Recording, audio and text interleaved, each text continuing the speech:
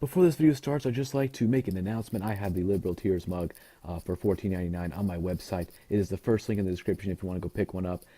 Don't worry if it breaks when it comes to your house. I'll send you another one for free out of my pocket. I don't care. I want you to get your Liberal Tear mug. It comes in Liberal Tears white with the face, black with the face, white without the face, and black without the face. So pick whichever one you want, and it'll come to your door in about 3 to 5 days. So that should be epic. First link in the description. Thank you. Let's go on with the video. To the U.S. Refugee Admissions Program. Rather than rushing to the floor to consider legislation that was introduced just 2 days ago and has not been subject to even a single hearing, we should devote our legislative resources to developing meaningful solutions. And I thank the chair very much for this opportunity. I thank the gentleman from Michigan. The chair will now recognize himself for an opening statement. National security and public safety are the preeminent functions of government. National security and public safety are not simply factors to be considered in the administration of some broader policy objective. National security and public safety are the ultimate policy objectives.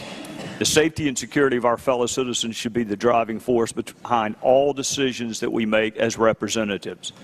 And as representatives, it would be incongruent for us to undertake any act or fail to undertake an act calculated to jeopardize the safety and security of those who sent us here in the first place. People do not employ us to represent them so we can take risk with their security. They send us here to put their security at the top of our constitutional to-do list. This country has a rich and long history of welcoming those fleeing persecution. We have a long and rich history of liberating those suffering under oppression. We are the most welcoming country in the world, and we are the most generous country in the world. And we help those in need both here and abroad, and we administer that aid in greater quantities than anyone else. Our country has welcomed over 3 million refugees since 1975. We consistently provide aid to those in need. We provide protection for those who cannot protect themselves. And we provide a defense for those who are defenseless. Regrettably, the world we find ourselves in is imperfect and seemingly becoming more imperfect. It is because we are free and secure and an orderly society rooted in public safety that we have the liberty of being generous to other people. Rather than address the underlying pathology that results in displaced people, those in charge of our foreign policy seem more interested in treating the symptoms. There are refugees from the Middle East and Northern Africa because those regions are on fire and riddled with chaos, and our bright lines and policies of containment and smart power, or whatever we call it today, have failed. Terrorists took the lives of over 100 innocent people in France and injured many more for no other reason than the fact that they could. They killed 100 because they couldn't kill 1,000. And their objective is evil for the sake of evil. It is murder for the sake of murder. It is wanton and willful violence, premeditated depravity, calculated to take as many innocent lives as possible. The acts of barbarism committed against the people of France are the latest in a long line of malevolent acts committed against innocents. And that line is not likely to be over. CIA Director Brennan said what happened in France was not a one-off event. We also know ISIS terrorists are intent on finding ways to attack America and our allies, including here. Director Brennan said ISIS has an external agenda they are determined to carry out. Another administration official said, I wouldn't put it past ISIS to infiltrate operatives among refugees, so that's a huge concern of ours. Those are not the words of some GOP presidential hopeful. Those are the words of our very own intelligence officials who serve this administration. The president has said he's too busy to debate the critical issue, and unfortunately what passes for debate in this political day and age is some absurd conclusion about widows and orphans. It is precisely that kind of hyper-partisan conclusion designed to cut off debate rather than discuss foreign policy that has united this country in only this one fact. We have no idea what our foreign policy is in the Middle East. The people I represent are kind and generous, and they are asking this administration and this president one simple question. What assurance can you give us with respect to our public safety and national security. And so far, no one has been able to provide that assurance. On Monday, the president said the country would continue to accept Syrian refugees, but only after subjecting them to rigorous screening and security checks. Those are wonderful words. But at some point, you have to ask, what does that mean? And the head of our own FBI said the concern in Syria, the lack of our footprint on the ground in Syria, that the databases won't have the information we need. So it's not that we don't have a process, we don't have any information. So you're talking about a country that's a failed state, that doesn't have any infrastructure. All the data sets, the police, the intel services you normally would go to and seek that information don't exist. That is not a Republican presidential hopeful. That is the head of the FBI. He also said we can only query against that which we've collected. And so if someone has never made a ripple in a pond in Syria, or I'll add any other place, in a way that would get their identity or their interest reflected in our database, we can query our database until the cows come home. But nothing will show up because there is no record on that person. Lastly, he said, I can't sit here and offer anybody an absolute assurance that there's no risk associated with this. So the question then becomes, what amount of risk is acceptable? If our experts are telling us this is not a risk-free endeavor, and few things in life are, but someone's going to need to tell me and the people I work for what amount of risk is acceptable when you're talking about national security and public safety. And I'll say this in conclusion. The president says we're scared of widows and orphans. With all due respect to him, what I'm really afraid of is a foreign policy that creates more widows and orphans. So where maybe he ought to start is a foreign policy in the Middle East, including Syria, where people can go back to their homelands, which is their preference, go back to their homelands. Maybe you ought to defeat that JV team that you thought you had contained. That would be the very best thing you could do to help people who aspire to a better life. And with that, I would recognize the gentlelady from California. Thank you, Mr. Chairman. When we're elected to Congress, our first responsibility is to make sure that the security of the American people is attended to. That's number 1, 2, 3, 4. That's the first obligation. And I take it very seriously. That admonition has caused me, once again, to review the procedures and policies and laws relative to our refugee programs.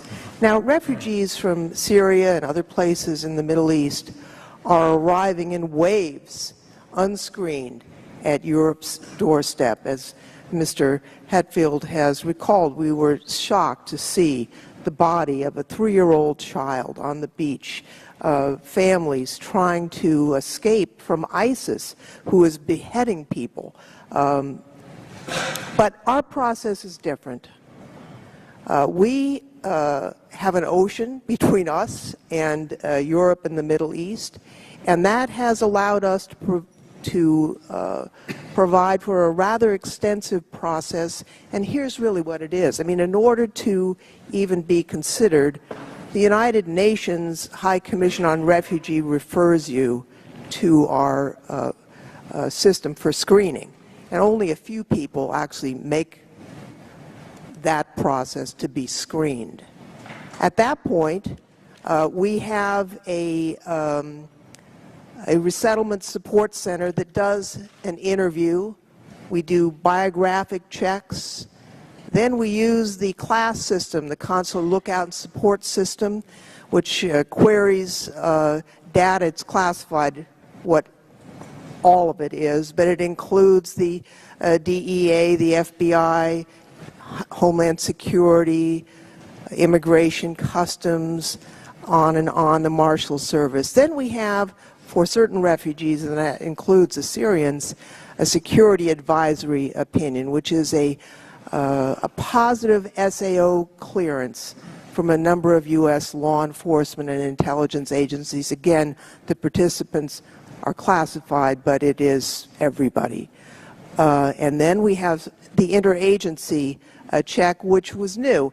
Before 2008 in this administration, we didn't have that. And unfortunately, we admitted 4 Iraqi refugees who turned out to be terrorists under the Bush administration. We reviewed the process and changed that to avoid a repetition of that, as well as the biometric checks and the next generation information system, along with IDENT, the automated biographic identification system, and the automated biographic identification system. That's all followed by in-person interviews and some post-interview efforts. Following that, there are additional checks for Syrians. So it's no small surprise that this process takes a couple of years for someone to pass. Now, you know, I listen to the FBI director, who we all respect, but I'm mindful the FBI essentially has a veto. I mean, if there's somebody that we don't know who they are, they can't come in. That's our process. They can't come in. That's the current law. And that's as it should be. You know, that we would think querying what Assad thinks about a refugee, I don't really care what Assad thinks about a refugee. He thinks all the Sunnis are terrorists, and they're not.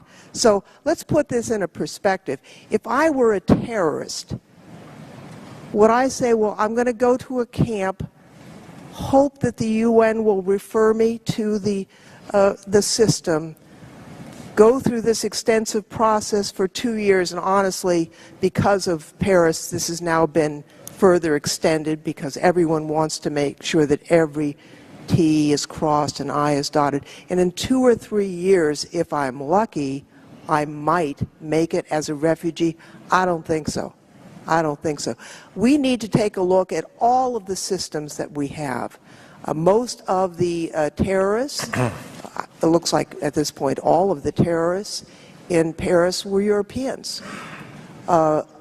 They had European passports. They had Belgian and French passports.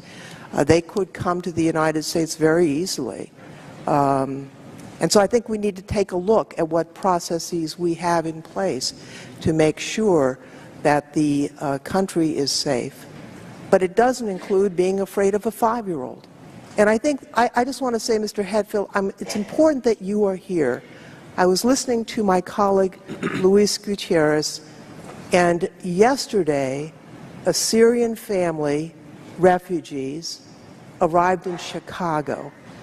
And the nonprofit group that was resettling them was the Jewish Community Center.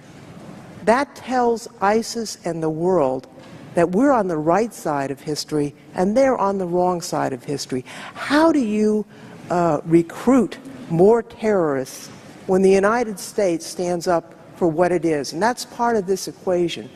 We need to win this militarily, but we also need to win it in a value fight.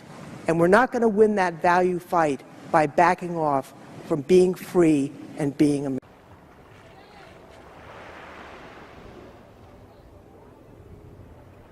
Hello, everyone. Hey, I'm just stopping by to remind you that liberals are insane. Social justice warriors are becoming more violent and triggered than ever before. Anyways, be sure to subscribe to KGP TV on YouTube and have a blessed day. Yeah, man.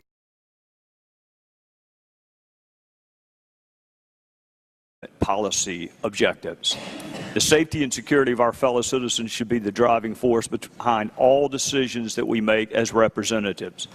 And as representatives, it would be incongruent for us to undertake any act or fail to undertake an act calculated to jeopardize the safety and security. To the floor to consider legislation that was introduced just 2 days ago and has not been subject to even a single hearing. We should devote our legislative resources to developing meaningful solutions. And I thank the chair very much for this opportunity. Black with the face, white without the face, and black without the face. So pick whichever one you want, and it'll come to your door in about 3 to 5 days. So that should be epic. First link in the description. Thank you. Let's go on with the video. to the U.S. Refugee Admissions Program, rather than rushing. Before this video starts, I'd just like to make an announcement. I have the Liberal Tears mug for $14.99 on my website. It is the first link in the description if you want to go pick one up. Don't worry if it breaks when it comes to your house. I'll send you another one for free out of my pocket. I don't care. I want you to get your Liberal Tear mug. It comes in Liberal Tears white with the fake. Opportunity. I thank the gentleman from Michigan. The chair will now recognize himself for an opening statement. National security and public safety are the preeminent functions of government. National security and public safety are not simply factors to be considered in the administration of some broader policy objective. National security and public safety are the ultimate